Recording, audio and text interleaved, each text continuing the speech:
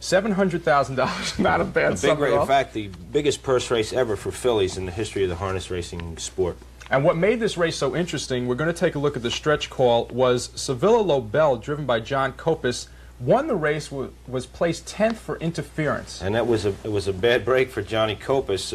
His horse bore in, as we'll see in the stretch. He's on the far outside, so when you look at your monitors, check the far outside. He comes, in fact, at one point in the stretch, he's out of the picture. But when he comes back into the picture, as he goes to whip the horse, or his filly, she bears in and goes about 3 lengths inward. And at the same time, Benny Webster with Belinda Hanover was coming out, making his run, and they bumped wheels. And the jolt was so much that it knocked Belinda Hanover off stride and cost him any chance to get any money. And Copus, I guess he knew something had happened when it happened, because he won easily, but he was taken down, unfortunately, because he lost $370,000 worth of money. And the winner of the race ended up to be Willow Bus, who was a 90-to-1 shot, driven by Herve Filion. Leave it to Herve to be there when the money's down. He sat along the rail the whole way and just sucked along through the mile, and in the lane he got out in the stretch, and in the last few strides he came up to be second, and eventually got placed up to win, and he paid the highest price ever at the Meadowlands, $192 to win, and he set up a 111 exacta, which paid a record $4,614. And neither you or I had those tickets. I could never ever could have picked that. A lot of ones there, though, for one players. Anyway. Okay, let's take a look at the stretch call of this race then. Let's set the stage. July 8th, race number 6. Let's go to the call now with Mr. Ed Gorman.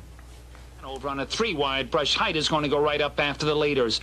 Also gaining ground is JJ's Pamela. Between horses, All Win Bunny gaining ground. On the rail is Willow Buston. Coming on strongly is Belinda Hanover as things tighten up on the front end.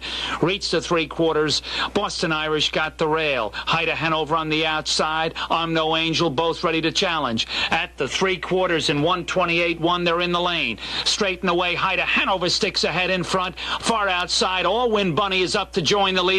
Here comes Sevilla, 5 wide and flying and looking for an opening, and off stride went Belinda. Sevilla's got the top. Hanging game is All Win Bunny, but it's Sevilla beginning to draw off. Sevilla Lobel. And as we said, Sevilla Lobel was placed 10th.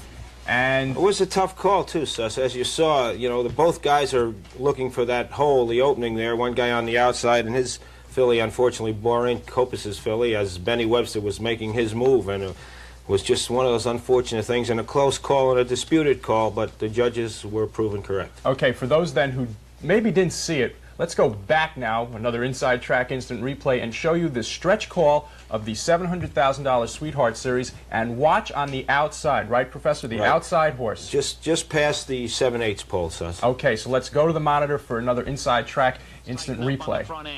Reached the 3/4. Boston Irish got the rail. Height of Hanover on the outside. I'm No Angel both ready to challenge. At the 3/4 and 128-1, they're in the lane. Out of it right now, Copus's horse, but see Benny Webster from the middle of the pack comes to move on the outside. As Copus whips, they bang wheels. Knock Benny off stride. You saw it right there.